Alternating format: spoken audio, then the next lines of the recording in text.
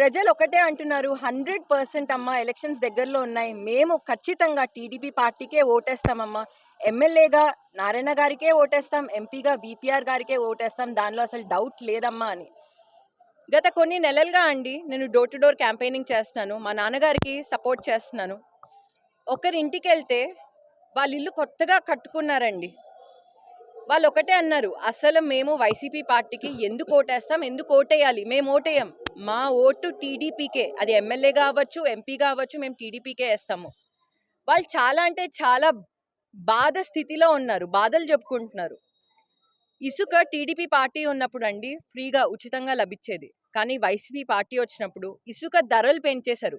అసలు ఉచితంగా లభించే ఇసుకని ఈరోజు ధరలు పెంచి అమ్ముతున్నారండి. ఒక ఇసుక లారీ కావాలంటే 40,000 రూపాయలు కట్టాలి. అమ్మ మా ఇంటికి 3 ఇసుక లారీలు కావాలి. అంటే 40,000 ఇంటూ 3 అండి. 1,20,000 1,20,000 రూపాయలు కేవలం ఇసుకకయిందమ్మా. మేము అసలు వైసీపీకి ఎందుకేస్తాం? ఎన్నో ఇబ్బందులు పెట్టారు. ఇసుకకే కేవలం 1,20,000 అయితే మిగతా ఎక్స్‌పెన్సెస్ తీసుకోండి. మొత్తం ఇల్లు కట్టుకోవడానికే 2,00,000 అయింది. మేమసలు నిరుపేదలము. మాకసలు తాగడానికి మంచినీళ్ళు ఇవ్వట్లేదు. పెన్షన్ అసలు రావట్లేదు. అసలు మేము ఎలా బతుకుతాం అనుకుంటున్నారు? అలాంటి వైసీపీ పార్టీకి మేము ఎందుకు ఓటేస్తాం? మా ఓటు 100% టీడీపీకే అని చెప్తున్నారండి. మీ అందరికీ తెలుసు 2014-2019 అండి టీడీపీ ప్రభుత్వం ఉన్నప్పుడు, నాన్నగారు ఉన్నప్పుడు ప్రతి ఇంటికి బ్లూ వాటర్ పైప్ లైన్స్ వేశారండి. సంగం బ్యారేజ్ నుంచి డైరెక్ట్‌గా ప్యూర్ మినరల్ వాటర్ వచ్చేటట్టు చేశారు. అది మధ్యలోనే ఆపేశారండి. 90% వర్క్ అయితే పూర్తయిపోయింది. 10% పార్టీ రావడం వల్ల రాలేదండి.